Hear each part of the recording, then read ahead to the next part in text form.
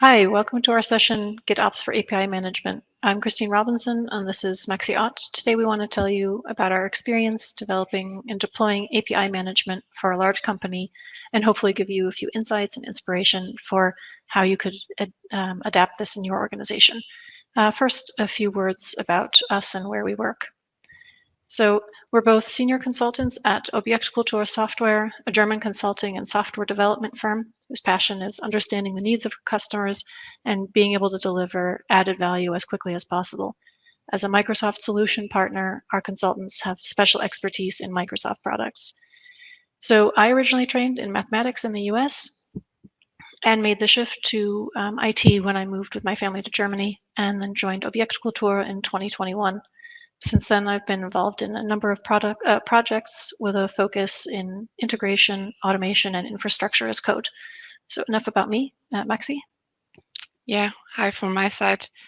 As Christine said, I'm a senior consultant at Objektkultur too. I started as a working student during my studies in 2018, and I focused on technologies such as Azure Integration Services, Dynamics 365, and data analytics tools.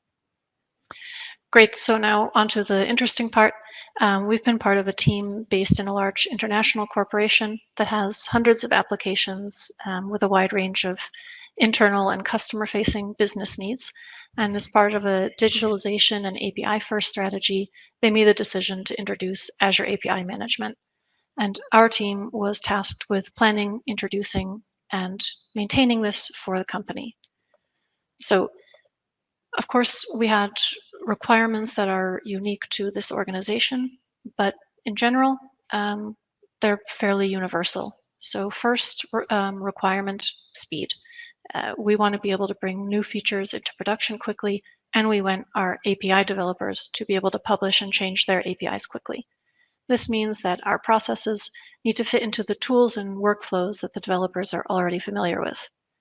Security. The company exists in a complex regulatory environment. It's located in the EU. It's in a high compliance and governance industry, and there's strict standards around access to data and systems. So we need to ensure that access is appropriately restricted at the right times while still allowing for rapid development, and that all the changes get documented according to company requirements. Finally, scalability. We want to support growing complexity and growing numbers of API providers without compromising our other two requirements of speed and security. So these requirements led us to opt for a centralized setup. And as you'll see, this allows us to enforce uniformity, ensure compliance with regulatory requirements, and support a natural workflow for our developers. And Maxi will show us what this looks like now. Right. With these priorities in mind, we developed a GitOps approach for developing and maintaining API management as a shared service for the company. This means for us everything as code, in short. And in this high-level diagram, we can see the main components and participants in our solution. We will look more closely at the different aspects of this in the coming minutes, but first let me explain the big picture. In the middle, you can see the main Azure resources, the API management service, the APIs themselves, the developer portal, and the API linter. And both the API developers on the left side and the API consumers on the bottom are customers of our platform, of our shared platform, and uses the Azure resources. And finally, the shared service team on the right side, we will focus first on that team and how we implemented this everything as code approach in this team. So starting on the bottom, about the main infrastructure, we implemented everything as code with Terraform and Azure DevOps YAML pipelines. The main components are the API management service, many network resources, scale sets as build agents, which are running our pipelines inside the network, and some other Azure resources that aren't that relevant for us today. And we have 4 stages. sandbox, dev, test, and production. And from the perspective of the shared service team, the developer stage is our first productive stage. This is the mostly used stage by the API developers, and every time the shared service team has to test something on the API management or the test changes, we use the sandbox environment for that. So the API management users aren't impacted from our testings and changes. So next we have the API linter service, which helps us and the developers to satisfy the company-wide rules regarding governance, security, naming conventions, and so on. And for that, we pinch the open source Zalando rules and customize them for the company. These customized rules are stored in a repository and must be provided for the API developers. And for checking the open API definitions, Zalando provides an open source online editor.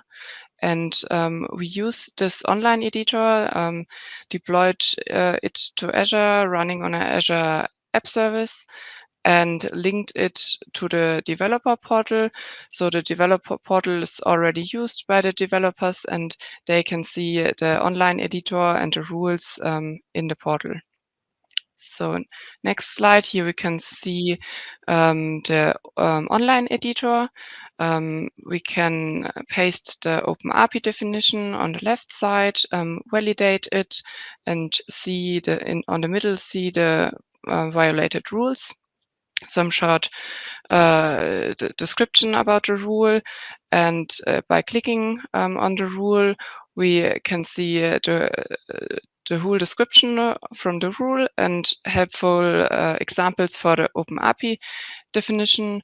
So it should be as easy as possible for the API developers to fix their open API definition, and no violations are inside the open API definition. And this tool is simple but very helpful for the company to roll out the rules for every API that is deployed in the platform. Christine will show us later how the team can make the rules obligatory for each API. So back to the whole picture. There is one more box from the shared service team, the API repository template. In this, we have templates for all Azure resources, the Azure resources we deploy for the API developers. This is the base for every API developer team, including an API repository and some pipelines. In this space, the developers have as much freedom as possible. Here's their open API definition stored. There's a policy file for API management policy configuration and the two pipelines, one for pull request checks and one for deployments. And now let's have a look into this and how the developer workflow looks like. Great. So now we're looking from the perspective of a single API provider team. So when a team wants to make revisions to their API or to their API policy, again, we want to fit in with the normal development workflow, create a branch, make changes, open a pull request. But then we have some required checks on the provider pull requests that have to be passed in order to merge the code to main. So one is a pipeline that validates the API specification against the linter that Maxi just described. So the feedback is written as a comment in the pull request, listing any rules that are violated by the open API definition. And the pull request cannot be completed as long as there are violations of must rules. If there are violations of should or may rules, we tolerate those, but the developer has to manually resolve the comment in the pull request, which guarantees that they've seen those and accepted them. So once those checks are successful, a second developer can review and approve the pull request. The pull request is completed and the code is merged to main like normal. This then triggers another part of our security process, a release pipeline, which, among other things, documents the infrastructure change in ServiceNow. So our organization requires that all infrastructure changes have to be centrally documented. So we do this automatically via a pipeline. This could be in your setup replaced with any other sort of centralized change management system to ensure transparency. And then finally, the changed API is now deployed to API management following successful health check of the endpoints. And now the API can be used, tried out in the developer portal. It's available in the API management service.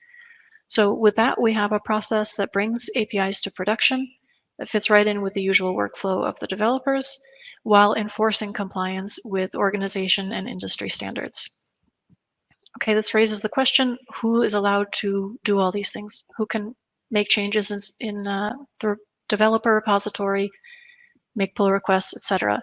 So we need a good permissions management concept. And here we follow the principle of least privilege, or as much as necessary, as little as possible. So as far as the developer workflow goes, each developer team gets a dedicated Entra ID group and DevOps security group, through which access to Azure resources like monitoring workbooks or access to DevOps resources is controlled by role-based access control. Let's turn again the light on. Okay.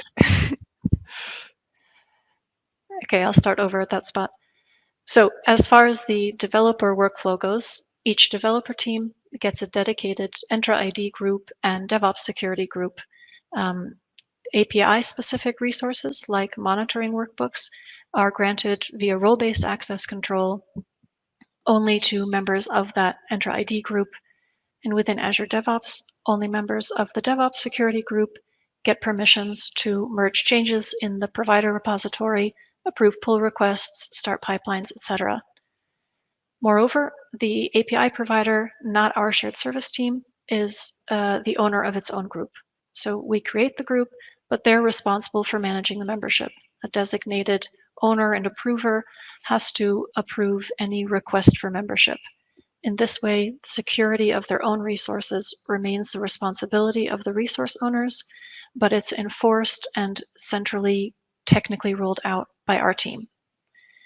Now, of course, other processes and workflows also require a permissions management concept. So I'll give you just one example here. Onboarding new API consumers. Can anyone just consume an API? No, by default, everything is locked down. If someone wants to consume a new API, they have to get approval from the owner of the provider and then enter a service request in ServiceNow to get access. This then triggers a pipeline through which the subscription key is issued and access is granted to the managed identity listed in the request. And then naturally, following our everything as code approach, we define those roles and manage the assignments in Terraform code and deploy them via our release pipelines. Okay, so we've told you how we set up and how we maintain API management as a shared service. Now a few numbers to indicate how it's been adopted by the company. So we have more than 150 users actively contributing in our DevOps project with over 1,000 commits in the last month.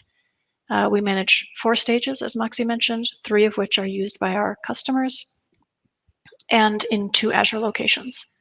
And we have about 20,000 calls per day made to 70 APIs from more than 50 consumers. If 50 and 70 doesn't sound like a lot at first glance, consider that over the 3 stages in 2 locations, that means there are up to 20,000 connections between providers and consumers, all managed centrally on the platform, which highlights some key benefits for an organization.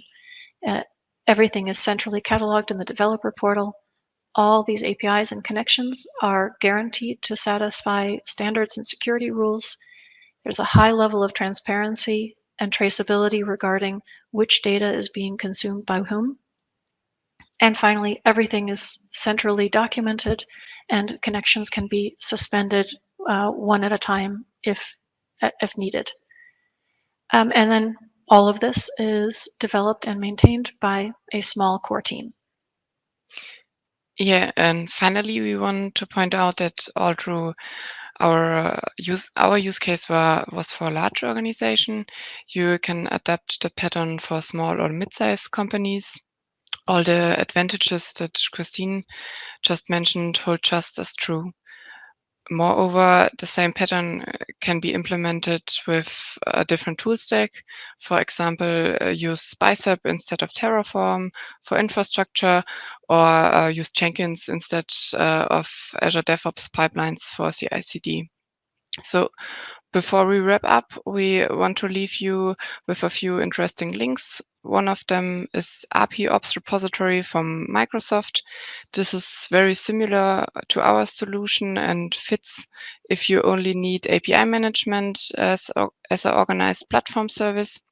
So in our case, we use the same pattern for service bus and eventing services to provide a complete organized integration platform for our customers, and added some extra functionality like the API linter. So second one is a blog post from my colleague about designing API first with TypeSpec. And if you or your company needs more input and enablement to set up the API management service or one other integration service, you can get more information via our cloud integration page or contact us for support. So that's our experience with deploying API management with a GitOps approach.